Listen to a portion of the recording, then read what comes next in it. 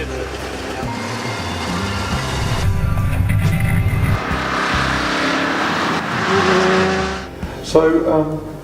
get back to the modern machinery for a moment. I read recently that you did have an Audi RS4 as your daily runabout, which sounded like an exceptionally good vehicle to have. I'm a big fan, I have to say, without wishing to do too much press for Audi. I discovered the RS2 when they introduced that in '93, I think it was. I thought that was the most brilliant sort of formula for a car, and I'm still driving an RS6, which I think is, again, just terrific, because I love that. If you're going to have a modern car, then I'd like something that, well, basically that I can get a drum kit into. Yes.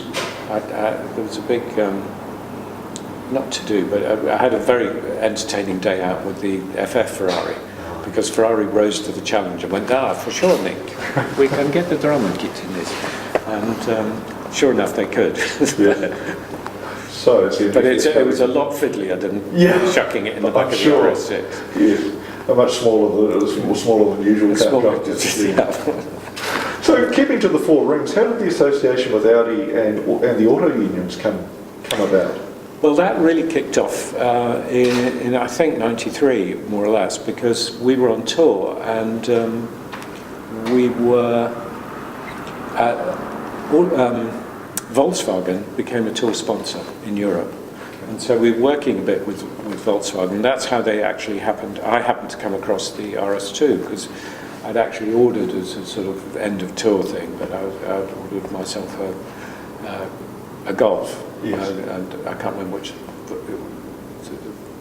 The V6, I can't remember what it was called. Right. But and I saw this RS2 and I went, hang on, stop. Hold that car. Can I change the order and have one of these? And they went, yeah, why not? Yeah. And they did that. And then they gave me an A8 to drive, one of the very first A8s to drive around in, which I was really impressed by and spent quite a long time actually doing road miles in that as well.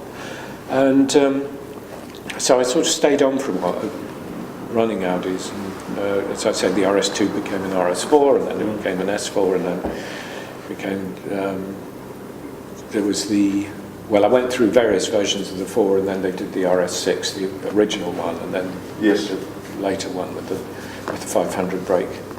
But still, there's a big leap from those cars to an auto union. But what happened was that they were starting to run these cars, and they found themselves, I think, with a slight problem, which was that they had the works drivers who were great but weren't always available, and one or two would, I think, slightly hooligan in the car. Or they had the alternative of perhaps asking journalists to drive it. Well, the problem with that is, for every journalist who gets to drive it, all the others are deeply hurt and cross. So they thought if they got a very old rock drummer to drive it, no one could really sort of argue with that, because it was hard to sort of quite see who was equivalent to that. And the fact that... Well, of course, you're president of the British Motoring Riders Guild as well, aren't you? Yeah, which I also thought would help. Yes. I could instruct my membership to write nice things. Sadly, they're not that obedient. Easily covered.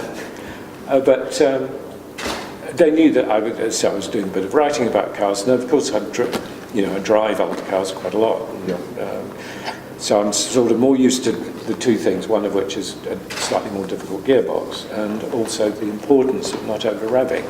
Because if you're brought up in the modern world of rev limiters, the fact that it will go off the clock, and then there's this funny noise from under the hood.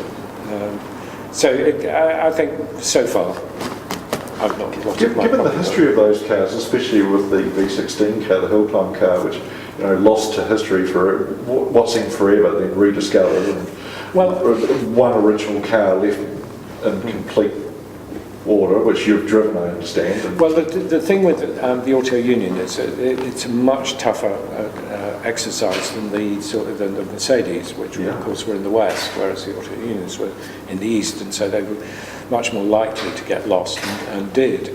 What Auto Union or Audi had managed to do is get the Riga car back, which is the original car, and then they managed to obtain quite a lot of parts and pieces.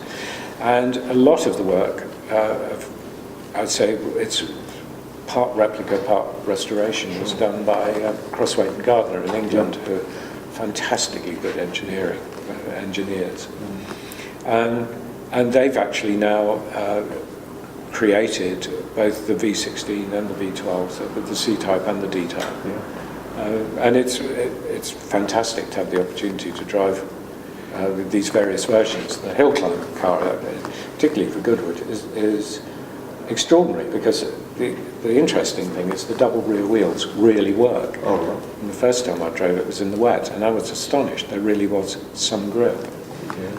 Were the likes of Rosemeyer and Nuvolari, Hanstruck senior heroes to you when you were? Oh yes, and again that's partly down to my father, because I'd seen the footage, and in fact he'd had a particular opportunity. When he was doing one of the I think it was called the Titans, which was about the 30s, the Silver Arrows, and Mercedes at the time had been incredibly helpful, and they'd actually brought Alfred Neubauer out of retirement to run the filming. Yes. And they'd got Herman Lang to drive, and they had actually taken the back off the car, the back bodywork, and mounted a camera.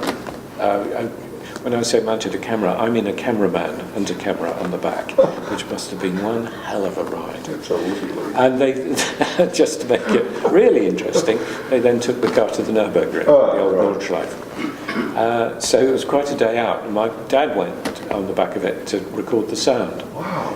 So I can't remember what we started this question on, but anyway, that was... so I'd heard a lot about it. I was familiar with the film. Nuvolari, in many ways, was my sort of favourite driver of all time. Yeah, absolutely. Totally against the odds all the time. Yeah. Yet pulling off some fantastic victories. Yeah. One of the behind-the-scenes curators at Audi Museum Mobile, which I managed to go and visit last year, Lothar Franz, told me a very funny story about when you were given responsibility for driving one of the auto union cars. You asked quite reasonably that to be paid a genuine period Reichsmark. Yes. Because that's how the works part drivers were paid. That's right. I did say to them, I said, I'd like to be paid more than any other works driver today. Yes. So we agreed on a fee of about 1 million Reichsmarks. He told me that they had some trouble sourcing money from the period prior to what we'd say was a period of political sensitivity. Yeah. But he very much enjoyed the joke. Yeah. And recounted No, it was very nice. They ordered they paid me in front of the public at Goodwood. Oh, fantastic. But it does remind that in those days, even the greats were taking very, very big risks in those cars and not receiving a lot of remuneration for it. And, absolutely. You know, I've seen a copy of Rosemeyer's contract, for instance, and he didn't get very much and was very much the senior vital of his day. Yeah. Now that you've driven his car, and I appreciate perhaps not quite at the same pace that they drove. Definitely not. But what sort of feeling do you have about those guys who drove these amazing respect? cars? Yeah. Respect. I mean, it must have been awesome because, well, of course, if you don't know about safety, you're not going to miss it. But the driving position is, you know, it's quite tight. It's more like a London cab. That's right. And this car, in fact, that's one of the obvious shortcomings of this car. When you look at it closely, isn't it? Is the driving position just isn't all that good. But it must have been very odd, and it does appear that the people who were really good in auto unions were the slightly weird ones in a way. I mean, someone like Rosemeyer, who more or less came to, as far as I'm aware, came to Formula One from motorbikes. Yeah, he was a motorbike racer. So he hadn't had too much experience of a front-engine car. No. And so perhaps that made the transition slightly easier, and Nuvolari, of course, was the most extraordinary genius in anything. Yes. But in terms of degree of difficulty, I would definitely suspect that the auto union was the ultimate handful. Yeah.